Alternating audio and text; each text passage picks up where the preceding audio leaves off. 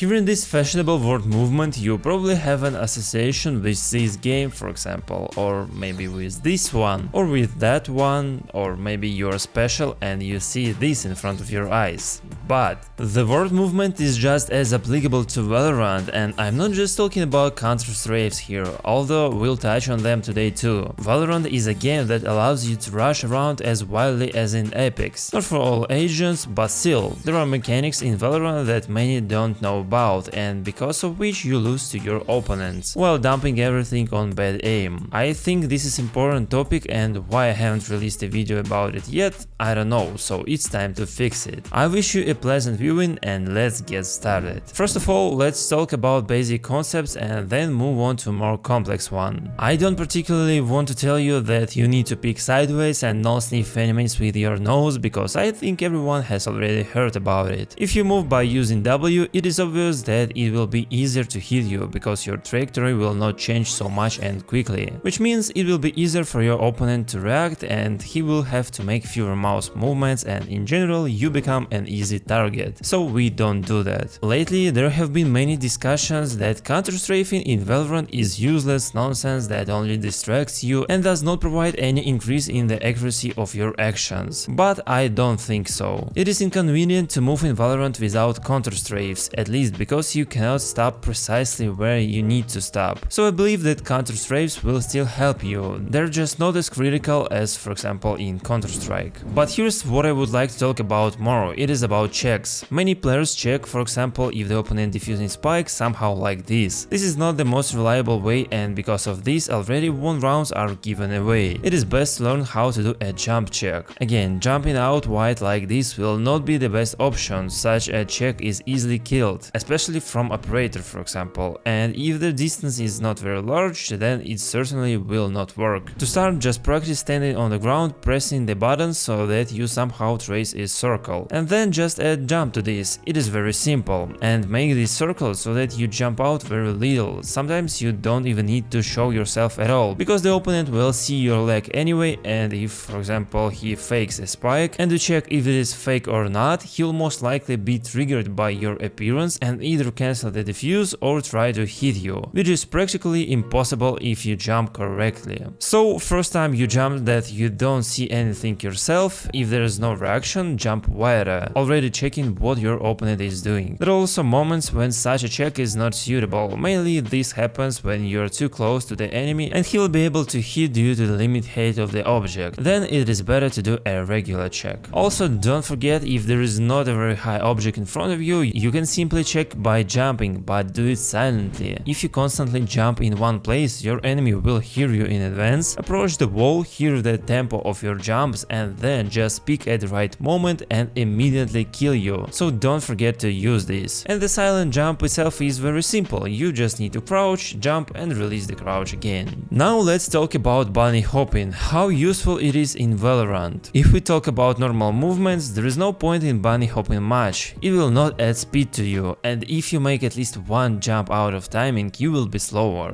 Bunny hopping in Valorant is very helpful when you move vertically, from silently and quickly climbing stairs to a few other places. For example, on Haven you can quickly and quietly jump into the window. The point is that a normal jump always makes a noise, and a jump with the shift makes you silent but slow. Therefore, in some places you first need to use a small acceleration and then press shift so that the jump is already silent but fast. Well, what is it for? There are many applications. For example, on Icebox you can silently jump on the second floor, and if you do this simply by running, you will make noise during the jump, and even if you land correctly, it will not help, you will still be hurt. Another example is Ascent, you can silently jump to peek from above, because when you make a sound, the opponent automatically aims higher and you will no longer be unexpected for him. Bunny hop can help you have time to close the door on Ascent and at the same time climb to the other side. You just can't run there in time without bunny hopping. In general, use bunny hop to accelerate when you move vertically, then it will make sense. Silent jump works not only up but also down. You can silently jump off not too high surfaces. For this you need to crouch and then stand up straight before landing. And immediately the question, why do I need it? The answer is simple, to sneak up on enemies. For example, you're playing a lurker on Fracture, you hear how opponents are pulling together, your team has already planted a spike and you need to kill rotation in the back. If you just run, you can be hurt, and if you descend silently, no one will even think to look in your direction. Shift in general is incredibly useful stuff. You can also descend silently from ropes just by pressing shift. Here you can see, inertia already lowers me down, but there is still no sounds. And this is really applicable to quickly and silently descend not only on icebox, but also on fracture or maybe split, for example. In Valorant there is a mechanics that allow you to jump higher than you can just jump. Try to put a wall like this, you just won't be able to jump on it. But if you crouch during the jump and then release the crouch at the moment of connect, you will be able to climb to such a height. Of course, there are even more complex places, such as here on Ascent, but this is rather a bug that developers are too lazy to fix, but sooner or later I think they will still remove it. Another important thing is air strafes. What is it for? Again, there are many applications, ranging from the fact that jump checks are made from this, and in, for example, with such situation. You take a spike and start running to another plant, the opponent tries to catch up with you, at the last moment you jump over the wall. If you just try to run away, it will not be very effective and it will not be difficult to hit you, but in the case of a jump you change the headshot level and at the same time you turn around the corner. Air strafes can also help you to jump on some objects, which I have already mentioned earlier. Air strafes will allow you to feel your movements more clearly. It will be easier for you to always jump off ropes on icebox. You will be able to make various complex jumps on other maps, such as this jump on split, and here everything is simple. You just need to turn the mouse in the direction of the button you're pressing. Many for some reason don't consider parkour on the training ground seriously. Someone doesn't even know about its existence, but I highly recommend you to complete it at least once. There you will be able to check your air strafe skills very well. You will directly feel how your model moves. You will feel when its inertia is lost and when not, which will greatly help you in the future. So yeah, all these little things make up the movement in Valorant. Also, many of you I think have heard about such thing as popping swing. Some guy came up with the idea that you can just run and not shoot at your opponent and he won't be able to hit you, and when his prey starts flying anywhere you stop and kill him. The point is that this often really works, but you need to do it right. If you start running out of the wall and you're hurt in advance, nothing will work. The opponent will simply prefire you. For this method to work, you need to approach the wall quietly and then start running out, then it will be unexpected. You can try it yourself even in a deathmatch. This thing is funny and really working. Another important topic is your movement during shotouts. Many players, especially at lower ranks, do not fully understand how they need to move when they meet an enemy. Often it looks like this. You walk, see an opponent, throw out the keyboard and start trying to hold your gun spray with both hands. This is not a very good habit, because in this case you become an easy target. It is easier to hit you when you do not move. But then what we need to do? Here, in my opinion, there are two main situations. The first is predictable encounter with the opponent and the second is unpredictable. Let's first consider the predictable. Let's suppose you know that somewhere on the tape will be a rival. In this situation you need to smoothly check everything without using shift. The first steps your model will make without shift will be silent. Accordingly, you should check all corners with such sharp and precise micro strafes. Check all of angles. And when an opponent gets in your sights, you will simply have to shoot, because every time you take a couple of steps and stop clearly, everything here is very simple. You see your enemy, you click on his head. Now the second situation. Suppose you're already playing for an attack, pulling over to another side, and you're not sure if there will be an enemy there. In this case, you'll go with weapon in your hands, and if an opponent suddenly appears from some unexpected place, you need to quickly perform a counter-strafe, and in this some second release literally 2-3 bullets. If he is far away, even one will be enough. But after that, in case of a miss, which is most likely because it is not easy to make crazy flick shots all the time. So after a miss, you do not stand like a steak. You immediately take another movement aside and release another short burst of 3-5 bullets, and then again until you win the gunfight. Never stand still, and to do this, learn to feel this moment. I recommend recording your games and turning on the error graph of shooting. Then you will see if you were shooting during movement. It is very convenient to train all this by eliminating light or medium bots. I always try to move even when eliminating complex ones, because it will be more like a real gaming situation, which I also advise you to do. I hope after this video you will start training your movement, because it is a very important thing. Many thanks to everyone who watched until the end.